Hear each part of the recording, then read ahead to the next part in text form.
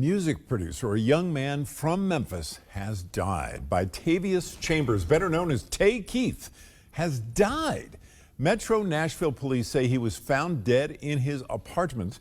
Tay Keith graduated from Middle Tennessee State University. The hitmaker was key to several songs such as Travis Scott's Sicko Mode, Drake's Nonstop, and BlocBoy JB's Look Alive. Cause of his death has not been released. Tay Keith was just 29 years old. Lots of people were telling him, hey, you're already working with Drake and Travis Scott. Why are you finishing a degree? But it was so important to him. He had promised his mother that he would earn a college degree. He was the first to graduate from college in his family.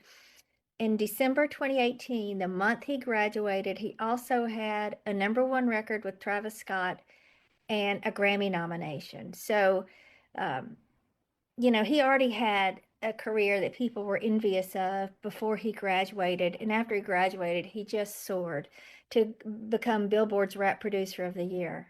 I was proud to name Tay Keith an honorary professor.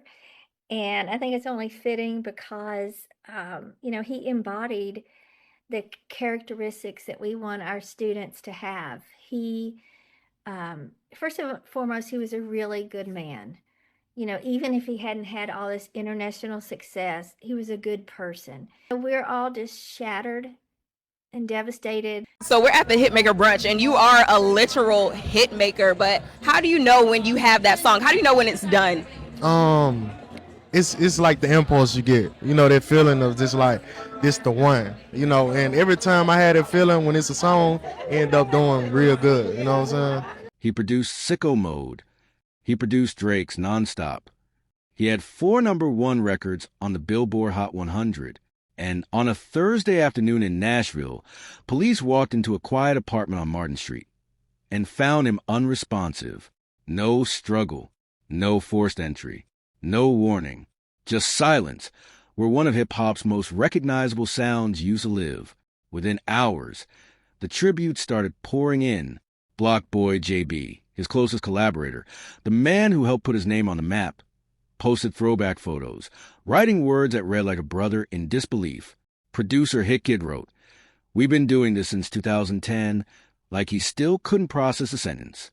Another collaborator called it the closest death he'd ever experienced in his life and thanked him for being his first big brother in the industry. Juicy J and L.E. Choppa, Key Glock, Metro Boomin, West Side Gun, names that don't usually show up in the same paragraph, all saying some version of the same thing.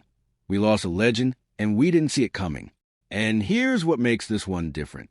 This was an artist living loud and reckless in the public eye. By every account, he was the opposite, low-key, studio-focused, obsessed with the craft, rarely in a headline for anything other than the music itself. The kind of person you'd never expect to be the subject of a breaking news alert. So if you're new to this channel, welcome to CRIMELAB Report, where we break down real cases, the facts, the timeline, and the questions nobody's answering yet. If you're already part of this community, hit that subscribe button, because today's case is one that's unfolding in real time, and there's a lot we still don't know. Let's get into what actually happened. It was a Thursday afternoon in Nashville, Tennessee. Police received a call for a welfare check at an apartment on Martin Street. Now, a welfare check usually means someone close to the person, family, a friend, a collaborator, hadn't heard from them, couldn't reach them, and got worried enough to call it in. When officers arrived and entered that apartment, they found him unresponsive. Metro Nashville police released a statement shortly after, and we're going to read it to you directly because the wording matters. The statement said, quote, "No foul play is suspected in his death. He was found in his apartment that afternoon by officers performing a welfare check. His death is unclassified, pending autopsy results." Read that again. Unclassified. That single word is doing a lot of work in this case. It means the medical examiner has not yet determined whether this was natural causes, an accident, or something else entirely. It is not a homicide classification.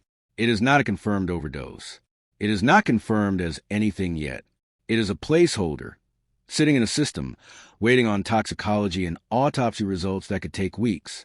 And that's the uncomfortable truth about cases like this one. The public wants an answer immediately. The internet wants a headline that fits neatly into a single sentence. But the reality of how these investigations work is slower, messier, and far less satisfying than true crime content usually makes it look. So here's our first question, and I want you to sit with this one. If there was no struggle, no forced entry, and police are already saying no foul play is suspected, what actually happened inside that apartment in the hours before he was found? We don't know yet. And anyone telling you they do know right now, today, is guessing. What we do know is who he was, and why his death sent shockwaves through an entire industry within minutes. He wasn't just a name in liner notes.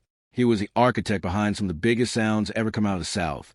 And his story starts in Memphis, Tennessee, a city that doesn't just produce music. It produces movements. Before the Grammy nominations, before Drake was calling him for beats, before Travis Scott built an entire generational anthem around one of his productions. He was a kid from Memphis with a laptop, a sound, and a tag that would eventually become one of the most recognizable producer tags in modern rap. You've heard it. Even if you don't know his name, you've heard that tag drop right before a beat that made you stop scrolling. His big break came through a hometown connection, a fellow Memphis artist who gave him his first real platform. That record put both of their names on the map, and from there, it didn't stop. Drake came calling, then Travis Scott, then Beyoncé, then Eminem, 21 Savage, Future, Thee Stallion, Lil Baby, Moneybagg Yo, Sexyy Red. The list reads like a who's who of the last decade of hip-hop, and he was behind the boards for a staggering amount of it.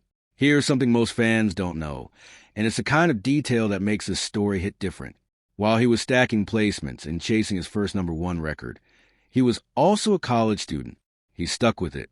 He has gone on record saying there wouldn't have been any point going to college if he didn't intend to finish. He could have dropped everything and gone all in on music the second the offers started coming. He didn't. By his last week of school, he already had his first #1 single, and he still walked across that stage. Question for you watching right now. How many people do you know who, the moment they tasted that level of success, would have just disappeared into the industry instead of finishing what they started? That tells you something about who he actually was underneath the production credits. Over the years that followed, the hits kept stacking. A song that became inseparable from one of the biggest hip-hop albums of its era. A collaboration that helped define a sound that artists are still trying to replicate today. A bonus track for one of the most respected voices in the entire industry. Multiple Grammy nominations. Multi-platinum certifications. A catalog that, by any measure, most producers spend an entire career chasing and never reach. And by all accounts, from people who actually knew him, not just fans who streamed his records, he stayed exactly the same person through all of it. Studio-focused, low-key, the type who let the work speak instead of chasing the spotlight himself. One collaborator who worked closely with him described him as someone who brought people up with him, who took others to places nobody asked him to, meaning he pulled people into rooms and opportunities they hadn't even earned yet, just because he believed in them. That's the man behind the tag. That's who Memphis lost. That's who this entire industry is mourning right now. Which brings us to the second question we need to ask, and it's one that's been sitting in the comments in the group chats since the news broke. Was there anything at all, pointing to this coming? No public disputes, no reported conflicts, no headlines about trouble in his personal life. Nothing. That absence of warning signs is exactly what's making this so hard for people close to him to process. You can usually point to something in hindsight, a red flag, a pattern. Here, by everything that's been made public so far, there isn't one. So what does that leave us with? An artist at the peak of his powers. A welfare check that turned into the worst possible outcome. A police statement ruling out foul play, but stopping well short of giving us an actual answer. And an industry full of people who, as of this recording, are just as confused as the rest of us. Next, we're going to walk through exactly how the news broke, who found out first, and the reaction that followed. Because what happened in the hours after his death tells its own story about exactly how many lives this one person touched. The first ripple came from inside the industry, not from a press release. It started with people who actually knew him noticing he'd gone quiet.